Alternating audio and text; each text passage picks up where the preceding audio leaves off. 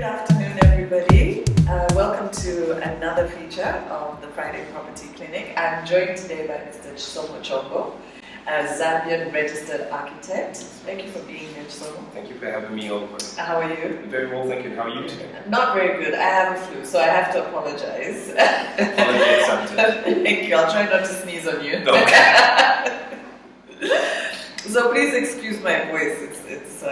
It's not at its best at the moment because of the flu.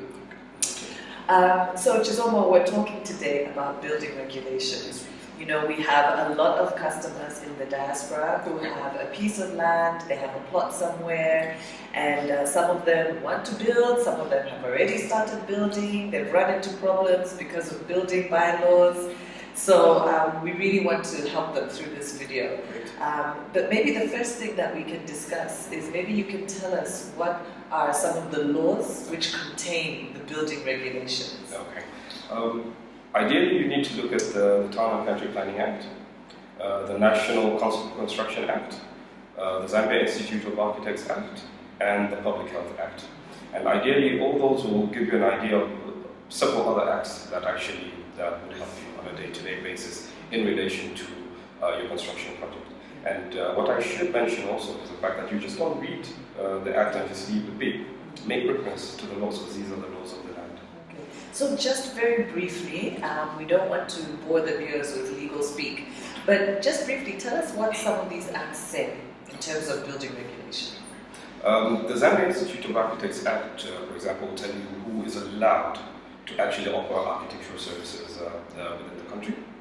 The NCC Act will basically tell you on an overall spectrum what you should do, the conducts in relation to basically construction services all in all. How even, for example, if you're going to do maybe housing that's over a certain area, how you should register in relation to the statutory instrument 39 in relation to registration of construction projects. You have the Town and Country Planning Act. Now that one basically is what your architect is going to use to make sure you get the right planning permission for your project. Public Health Act basically tells you what your architect is supposed to do for you and what you also as the end user is supposed to do in relation to your project. Now, it sounds like it's a lot for an individual to take in. It is. Yes, so what is the best way to navigate through all these building regulations and all these different laws? The easiest way, like it happens when you are normal. Yes. You, instead of self-medicating, you need to see your doctor. So ideally in this case, what you need to do is engage the services of an architect. That is relatively 50% of your work done. Once you engage the services of an architect, you'll be guided through every little hoop you need to jump through. Okay. And the best way to do that is get through and contact the Zambia Institute of Architects. It's easy to actually get the contact details from the internet. The secretariat is listed. They're actually they're under the Ministry of Housing and Infrastructure. Right. So ideally, once you engage the services of an architect, you will be guided through all the little things you need to do. Yeah. So it's really your architect who's supposed to help you get through that whole process. Yes. But maybe just say a bit more about what somebody can expect when they do engage an architect, just to give people in the diaspora a feel of what they should expect. Okay. Not a problem. If, for example, somebody is looking to, let's say, do a 3-bedroom house, simple, contemporary style design, very modern, you'd expect your architect to fully interpret your requirements onto drawings. We live in the computer age now, so you've got a lot of computer design software that is going to be able to help the architect show you what they've envisioned based on what you require, even before you build it. This is important because ideally you don't want to start changing things after the fact. Because I'll give you an example of the windows to this beautiful space of yours. On a drawing, it's very easy for me to move a window, to delete a window, make it bigger, make it smaller. Yes. On site, it will cost you so much you might even want to abandon your project. Right. So the idea behind that is your architect will interpret your drawings. Basically, you dream into drawings. And when they do that, basically they will guide you through acquisition of planning permission. After guiding you through acquisition of planning permission, they also guide you through the construction process. Because trust me, there are certain things like, for example, we live in a semi-tropical country. We live in a semi-tropical country. yes. Where we've got a lot of insects, a lot of vermin. There are certain treatments that people try to overlook. We are currently managing a few houses where people did not treat for termites. I see. Just because they ignored what the architect had put in the drawings. Wow.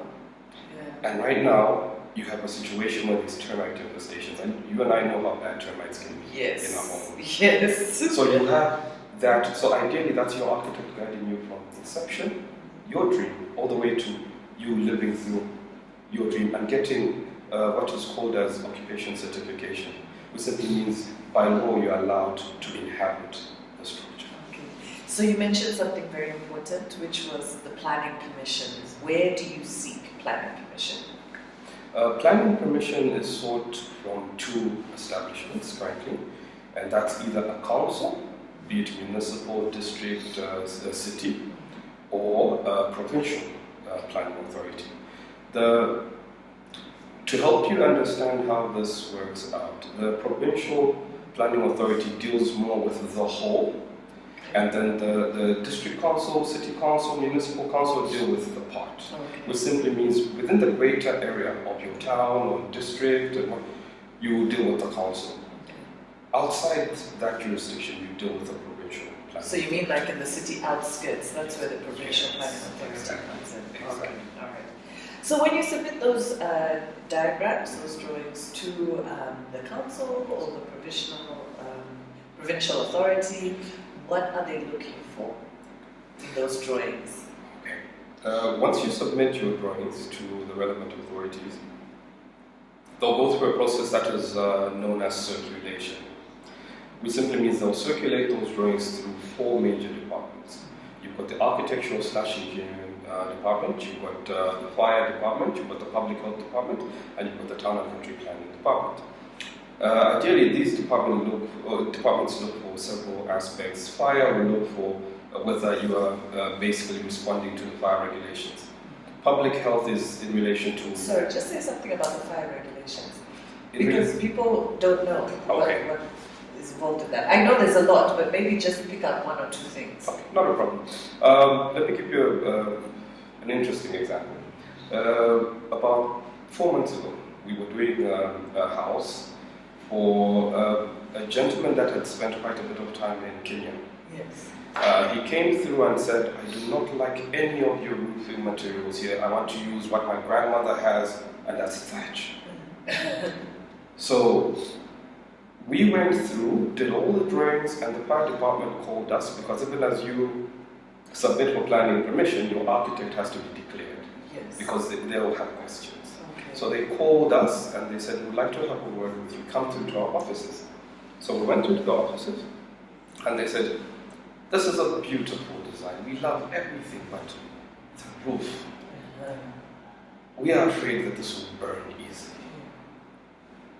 So what we did was we gave them an entire spectrum of the treatment that was going to be done to the gum poles, which are timber, all the way through to the grass, the thatch.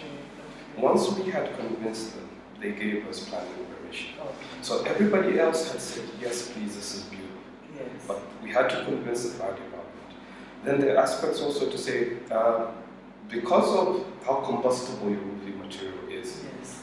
please assure us that you're going to put fire hydrants at every other spot, especially in the kitchen. So the reason behind my example is the fact that the fire department basically scrutinizes in relation to how safe your building will be after you build it in response to the fire aspect. Whether your kitchen is safe or not, whether the design of your kitchen encourages the building to burn, whether the materials you use are easily combustible, whether it's easy for you to escape your home should there be a fire. Those are the basic, they sound small now, but they do happen. They're very important, yes. And so that's the fire department. What are some of the other checks that they look out for? Not a problem. Public health will look at whether your home design encourages you to live in a very habitable, very clean environment, from the inside all the way through to the outside and vice versa.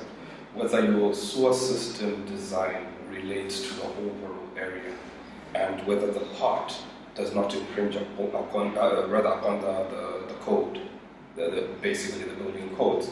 Whether you are following the trends that are set forth in terms of discharge of sewer and all the other aspects. Town and country planning department will look at whether, in terms of zoning, you are placing your buildings where they should be and how they should be. I'll give you a small example in relation to town and country planning. If, for example, and this is a serious problem out there, you have somebody who gets a 20 by 30 plot, and they want to put a building that cannot even fit on the plot itself. So you have, the law says you must not exceed 33 and 30% of your plot. Once you exceed that, they cannot give you planning permission. It means you have no space for gardening. You've got no space to run your sewer pipes properly. Okay. You've got no space for people to enjoy the exterior of the building, Right. as well as the interior. Okay. We're going green now as a country. Yes. We are late to the party, but not very. Yeah. So there are certain sustainable building guidelines that were launched that was in the year 2016. The sustainable building guidelines speak to the town and country authority profiles, because ideally we're supposed to have more sustainable building structures that respond to the cry to say global warming is killing our earth. So you find some of these things that were not there before, about 5 years ago, Have now become important. have become important, and they're becoming law. Okay. I was actually part of the team through the Zambia Institute of Architects that developed the Sustainable Building Guidelines Okay. through the Ministry of Local Government Okay. and Housing at the time. So the issue here is there's so many provisions, be it the type of glass you use, the type of lighting you allow into your home, Yes. the type of bulbs you can install. All of that, there are certain things that the Town and Country Planning Act dictates that you look at. Okay. Public Health Act dictates that you look at some of these spaces in relation to your ventilation. Yes. Are 2-3 people able to sit in a space without them starting to breathe each other's carbon dioxide? Small little things like Yeah, that. which And matter. yes, and all those are the nitty-gritties that your architect is able to guide on. Okay. Now you mentioned the council and the provincial authority. Now, in terms of their approvals, is it the same for the council and the provincial authority, or are there some differences in terms of granting planning permission? There actually is notable differences, in all honesty. They relatively do the same job, but ideally you have a situation where obviously one is dealing with a greater volume than the other. Therefore you actually find one tends to lag behind with reference to the issue of the provision. I'll give you an example of our Lusaka City Council. Lusaka City Council receives close to 1,000 applications for planning permission in a day. A day? I thought you were going to say a week. This was shocking to me even. Wow. Because these applications are not only for new structures, but changes of old structures. Right. This information was shared with me in December last year at Board lodging an application, because they're saying, look, it's very difficult for us to actually track applications, and that's why it's being changed. What they're adopting right now is more of an e-system of application, because you can imagine the paper they receive every day. So you find a situation where, by virtue of volume, Lusaka Provincial Planning Authority adequately will give every month you're able to receive you. Let's say if last I checked, they meet the last Thursday of every month to review applications. So it simply means they're churning them out monthly.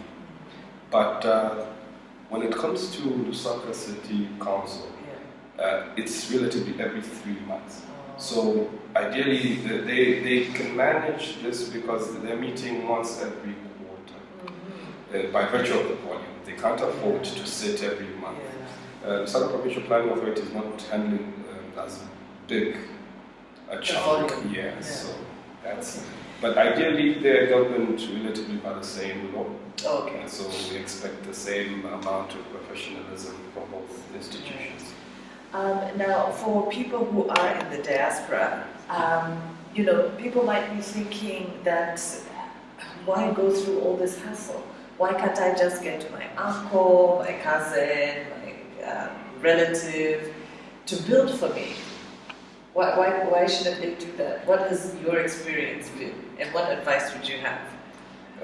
Ideally, it's important to deal with registered professionals because the first thing is they'll actually do things in relation to the law, which protects you and your money accordingly, and that's number one. Number two, you don't want a situation where your investment basically is lost overnight because you just did not follow the code, or you did something that is outside the law, which you cannot reverse.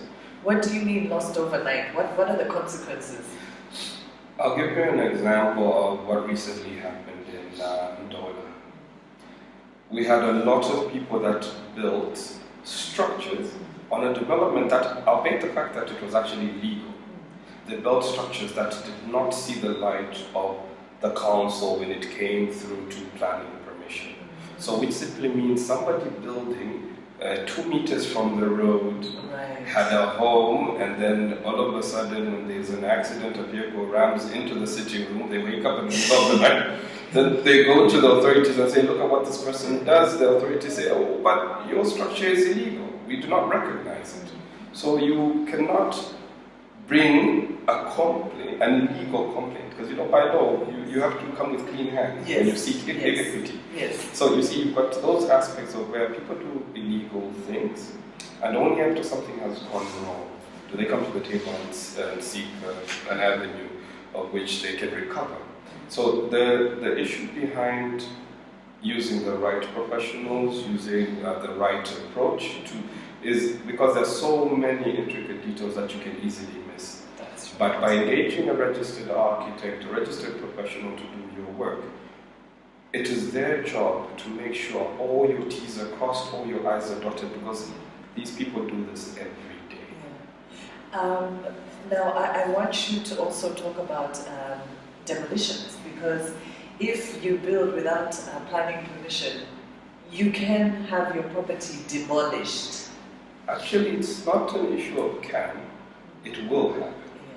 Because ideally, if you build, like I mentioned earlier, you have a 20 by 30 piece of land, then you find that what you want can't really fit, but you start to build outside what you call the boundaries. Because bear in mind that when you build on a 30 by 20, you can only legally build after you subtract 6 meters from the front, that's called a building line. Then from the sides, you subtract 3 meters, and that's called setbacks. So you only have that little space in which you can build it. So after that, imagine you find that, no, I really want a TV room in this. So what happens is you could have maybe submitted for planning permission, and they give you permission for having built within the law. Then you decide to get up and start adding, like what recently happened to a client of ours. The authorities wrote to them and said within 14 days, and this was after their neighbor complained, because the neighbor said, this structure, when the sun is setting, our neighbor's structure casts a shadow into our lot. That is against the law. You are not allowed to interfere with the enjoyment of any space.